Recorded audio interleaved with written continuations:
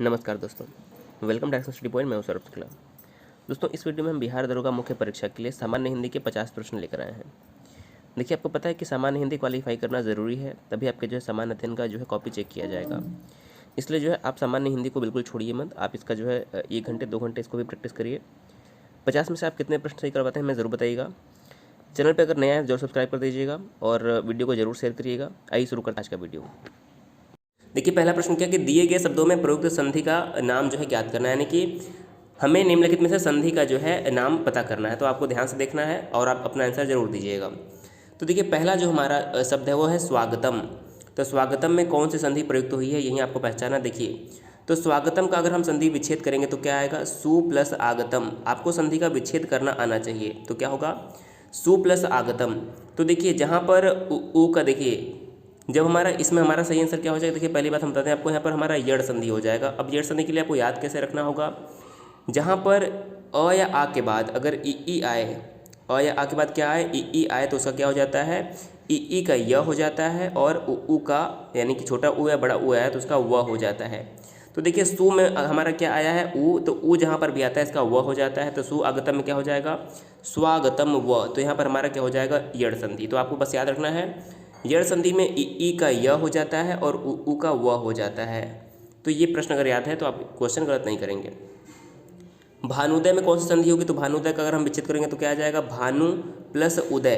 छोटा उ प्लस छोटा उ मिलकर क्या हो गया, बड़ा उदय, यानी कि बड़ा उ, भानुदय। तो यहाँ पर हमारा क्या हो जाएगा, दीर्घ संधि। दीर्घ संधि बिल्कुल राइट आंसर हो जाएगा। सूर्योदय में कौन सी संधि होगी, देखिए सूर्य प्लस उदय। देखिए, इसको पहचानने का एक और ट्रिक है, जहाँ पर भी आपको ए दिखे या फिर जहाँ पर आपको ओ दिखे। देखिए, अगर आप ट्रिक से याद करेंगे तो काफ़ी आसान हो जाएगा। देखिए, तो जहाँ पर भी आपको ए दिखता है या फिर जहाँ पर आपको ओ दिखता है, वहाँ पर हमेशा आपका गुण संधि होगा। क्या होगा, गुण संधि होगा। और जहाँ पर आपको ए दिखता है और जहाँ पर आपको ओ दिखता है, वहाँ पर हमेशा क्या होगा, वृद्धि संधि होगा। तो अगर ऐसे आप पहचान लेंगे तो कभी प्रश्न आप गलत कर ही नहीं पाएंगे। चौथा प्रश्न है हरिश्चंद्र का विच्छेद क्या होगा, तो बहुत ही आसान है। हरिश्चंद्र का विच्छेद होगा हरिह प्लस चंद्र। क्या होगा, हरिह प्लस चंद्र। तो यहाँ पर हमारा हो जाएगा विसर्ग संधि। हरिह में क्या आया है, विसर्ग आया है, बहुत आसानी से सी करेक्ट हो जाएगा। पांचवा प्रश्न है उच्चारण का क्या होगा इसमें संधि। तो देखिए, इसका अगर हम विलोम करेंगे तो क्या, विच्छेद करेंगे तो आएगा उत प्लस चारण। क्या होगा, उत प्लस चारण, उच्चारण।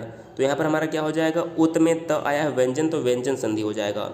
देखिए, अगर आप लूसेंट की बुक उठाकर अगर आप सिर्फ संधि अगर एक बार पढ़ लेते हैं तो संधि से बनने वाले एक भी प्रश्न आप कभी भी गलत कर ही नहीं पाएंगे। अब देखिए, 6 से 10 में क्या करना है, संधि का विच्छेद करना है, बहुत ही आसान है। तो देखिए, संधि का विच्छेद करना है, उल्लेख का क्या होगा, उत प्लस लेख। क्या होगा, उत प्लस लेख, और यहाँ पर हमारा क्या हो जाएगा, व्यंजन संधि। अगला प्रश्न है अत्याचार। तो अत्याचार का हमारा क्या होगा, अति प्लस आचार। क्या होगा, अति प्लस आचार, अत्याचार। यहाँ पर हमारा हो जाएगा गुण संधि, क्योंकि यह आया है तो यहाँ पर गुण संधि हो जाएगा। दिगंबर में क्या होगा, दिक प्लस अंबर। क्या होगा, दिक प्लस अंबर। और जहाँ पर भी आपको ये हलंत लिख जाए, देखिए जहाँ पर भी हलंत दिख जाए वहाँ पर हमेशा क्या होगा, हमेशा वहाँ पर आपको आँख बंद करके व्यंजन संधि लगाना है। तो दिगंबर में क्या होगा, दिक प्लस अंबर और व्यंजन संधि यहाँ पर करेक्ट आंसर हो जाएगा। पावक में कौन सी संधि होगी, तो पौ प्लस अकह। क्या होगा, पौ प्लस अकह। हमेशा यहाँ पर पौ प्लस अकह अयादि संधि। क्या होगा, अयादि संधि हो जाएगा, पौ प्लस अकह करेक्ट आंसर हो जाएगा। उपैति में कौन सी संधि है, उप प्लस ऐति, उपैति। अभी मैंने बताया जहाँ पर भी आपको ए दिखेगा वहाँ हमेशा क्या होगा, वृद्धि संधि। जहाँ पर ए या औ दिखे वहाँ पर वृद्धि संधि होगा। तो उपैति में क्या होगा, उपैति वृद्धि संधि। सी ऑप्शन करेक्ट हो जाएगा। 11वां प्रश्न है कि निम्नलिखित शब्दों में से किस शब्द में उपसर्ग नहीं लगा है। तो देखिए, अपवाद में अप उपसर्ग है, पराजय में पर उपसर्ग है, और प्रभाव में प्र जो है उपसर्ग है। उपसर्ग जो होता है शब्द के प्रारंभ में लगता है। क्या होता है, उपसर्ग जो होता है शब्द के प्रारंभ में लगकर उसका अर्थ बदल देता है। ओढ़ना में कोई भी उपसर्ग नहीं लगा है। ओढ़ना में क्या है, कोई भी उपसर्ग नहीं लगा है, तो यहाँ पर डी ऑप्शन करेक्ट हो जाएगा। 12वां प्रश्न है कि निम्नलिखित शब्दों में से कौन सा शब्द देशज नहीं है। देशज, देखिए ढेबरी हम गांव में बोलते हैं देशज है, पोखर देशज है और ढोर देशज है, लेकिन पुष्कर जो है ये देशज नहीं है। सही आंसर क्या हो जाएगा, डी करेक्ट हो जाएगा। पुष्कर जो है देशज शब्द नहीं है। देखिए, 13 से 17 में हमें क्या बताना है, समास बताना है। तो आप समास संधि अगर ऐसा पढ़ लेते हैं तो आपके बहुत सारे प्रश्न बन जाएंगे। तो 13 से लेकर 17 में हमें समास पहचानना है। तो देखिए, और समास दोस्तों हमने आपको अपने दूसरे चैनल डायरेक्शन सौरभ पर भी पढ़ा दिया था। तो समास से प्रश्न आपके वैसे भी गलत अब नहीं होने चाहिए। तो देखिए, वनवास में कौन सा समास होगा, आपको समास को देखते ही विग्रह करना है। तो वनवास मतलब होता है वन का वास। क्या होता है, वन का वास। तो इसमें क्या आ जाएगा, संबंध तत्पुरुष, संबंध में काकी के आता है तो तत्पुरुष समास हो जाएगा, संबंध तत्पुरुष। ए ऑप्शन करेक्ट हो जाएगा। 14वां प्रश्न है, पंचवटी में कौन समास होगा। देखिए मैंने आपको बताया था कि जिस समास का पहला पद संख्यावाचक हो और उससे किसी समूह का बोध होता है वहाँ पर हमारा क्या होता है, द्विगु समास। द्विगु में क्या होता है, ग से गिनती, यानी कि पंच मतलब 5 क्या आया, गिनती आया, आपको याद रखना है। पंचवटी मतलब 5 वटों का समूह, द्विगु समास हो जाएगा, ऑप्शन नंबर 1 करेक्ट। पीताम्बर में कौन सा समास होगा, पीला है अंबर जिसका, अर्थात भगवान कृष्ण भी कह सकते हैं, भगवान कृष्ण ही होगा, पीला है अंबर जिसका अर्थात भगवान कृष्ण। तो देखिए जिस समास में नहीं पहला पद प्रधान होता है और ना ही दूसरा पद प्रधान होता है बल्कि कोई अन्य पद प्रधान होता है तो वहाँ पर हमारा बहुब्रीहि समास होता है। तो पीताम्बर में क्या हो जाएगा, बहुब्रीहि समास। इसी प्रकार से दशानन हो जाएगा, नीलकंठ हो जाएगा, तो ये सभी बहुब्रीहि समास के उदाहरण हैं। 16वां प्रश्न है नरोत्तम। तो नरोत्तम का अगर हम विच्छेद करेंगे तो क्या आ जाएगा, नरों में उत्तम। क्या होगा, नरों में उत्तम। तो यहाँ पर हमारा क्या आ जाएगा, तत्पुरुष समास। क्या हो जाएगा, तत्पुरुष समास जो है हमारा यहाँ पर करेक्ट आंसर हो जाएगा। 17वां प्रश्न है कि आ जन्म में कौन सा हमारा यहाँ पर समास होगा। तो देखिए आ यहाँ पर क्या लगा, आ एक जो है अव्यय है और जिस भी समास के प्रारंभ में अव्यय लगता है वो हमारा अव्ययी भाव समास होता है, डी करेक्ट हो जाएगा। अगला प्रश्न है, दिए गए शब्दों के अर्थ, यानी कि हमें शब्दों के अर्थ को व्यक्त करने वाले सही विकल्प को चुनना है। जैसे कि आप पर्यायवाची जैसे चुनते हैं सिर्फ उसी प्रकार से चुनना है। तो देखिए वलय का सही अर्थ क्या होगा, तो देखिए वलय का हमारा जो सही अर्थ हो जाएगा वो हो जाएगा घेरा। वलय मतलब क्या होता है, एक प्रकार का घेरा होता है, तो सी करेक्ट हो जाएगा।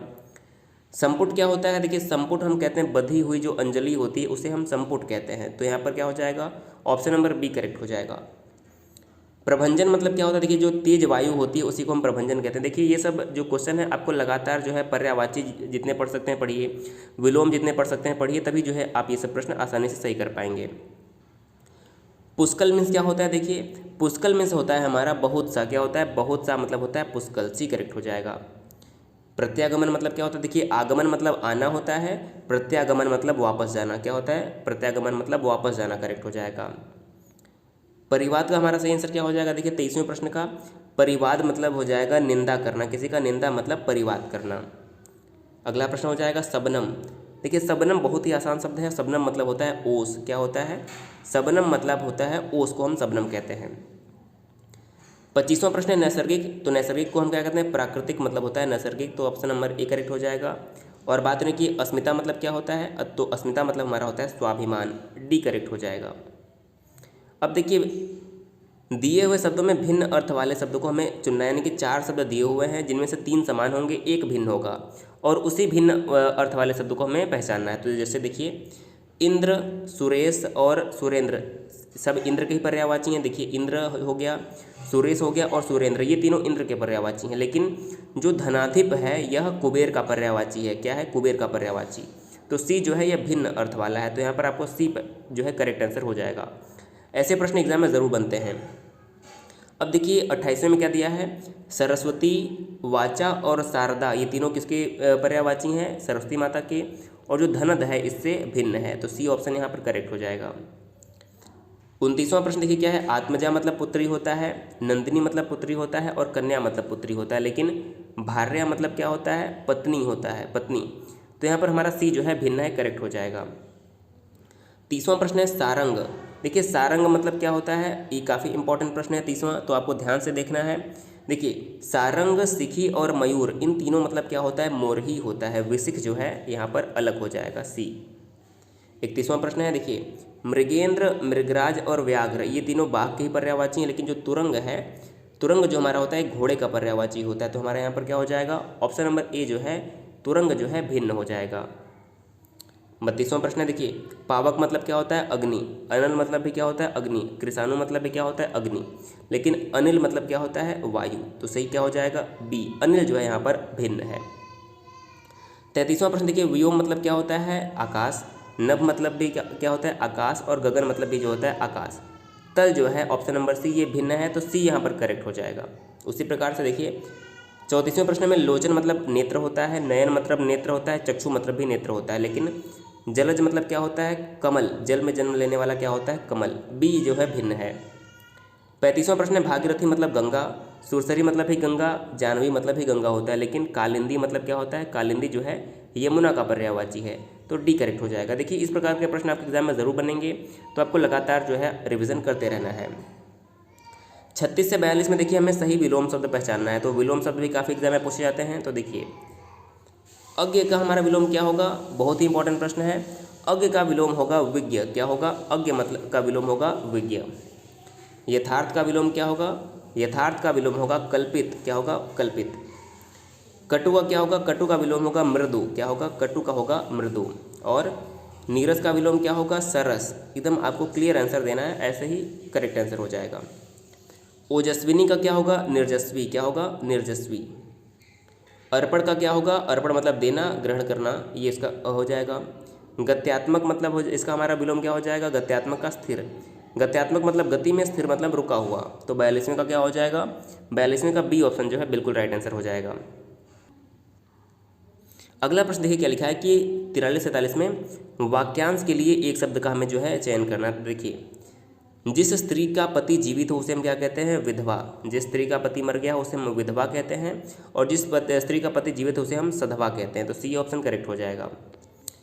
अनुचित व्यय करने वाले व्यक्ति को क्या कहते हैं, देखिए जो व्यक्ति अनुचित व्यय करता है उसे हम अपव्ययी कहते हैं, क्या कहते हैं, अपव्ययी। और जो कम व्यय करता है उसे हम मितव्ययी कहते हैं। तो दोनों आपको याद रखना होगा। 45वां प्रश्न है जिसके पास कुछ न हो। तो देखिए जिसके पास कुछ न हो उसके लिए एक शब्द प्रयुक्त होता है अकिंचन। जिसके पास कुछ न हो उसे अकिंचन कहते हैं। 36वां प्रश्न है जिस पर अभियोग लगाया गया हो उसके लिए एक शब्द क्या होता है, तो जिसके ऊपर अभियोग लगाया गया होता है उसे हम अभियुक्त कहते हैं, क्या कहते हैं, अभियुक्त कहते हैं। सी करेक्ट हो जाएगा। 47वां प्रश्न है कि मोक्ष प्राप्त करने की इच्छा रखने वाले को हम क्या कहते हैं, मोक्ष प्राप्त करने की इच्छा रखने वाले को हम मुमुक्षु कहते हैं, क्या कहते हैं, मुमुक्षु। सी करेक्ट हो जाएगा। अगले प्रश्न में हमें क्या करना है, वाक्य के लिए प्रयुक्त होने वाले सही विकल्प का चयन करना। देखिए तो 48वां प्रश्न है भाला फेंककर चलाए जाने वाले हथियार को हम क्या कहते हैं, तो फेंककर चलाए जाने वाले हथियार को अस्त्र कहते हैं, क्या कहते हैं, अस्त्र। ए करेक्ट हो जाएगा। जो आँख के समक्ष न हो उसे क्या कहते हैं, तो जो आँख के समक्ष न हो उसे हम परोक्ष कहते हैं। बी यहाँ पर करेक्ट हो जाएगा। और 50वां प्रश्न है जिसका इंद्रियों से अनुमान न हो सके, तो जिसका इंद्रियों से अनुमान न हो सके उसे हम अतीन्द्रिय कहते हैं। जिन्होंने अपने इंद्रियों को जीत लिया उसे हम जितेंद्रिय कहते हैं। तो देखिए इस वीडियो में मैंने कुल 50 प्रश्न लिए थे। आपने कितने प्रश्न सही किए हमें कमेंट करके ज़रूर बताइएगा। दोस्तों देखिए हम आपके लिए बहुत लगातार मेहनत कर रहे हैं, तो दोस्तों वीडियो को आप जितना अधिक से अधिक शेयर कर सकते हैं शेयर जरूर करिए, क्योंकि हम आपके लिए लगातार 3 से 4 वीडियो रोज़ दे रहे हैं। तो वीडियो को शेयर जरूर कर दीजिएगा। दोस्तों वीडियो अगर पसंद आए तो शेयर करिएगा, चैनल पर पहली बार आए सब्सक्राइब कर दीजिएगा। वीडियो कैसा लगा मैं ज़रूर बताइएगा। वीडियो देखने के लिए बहुत बहुत धन्यवाद।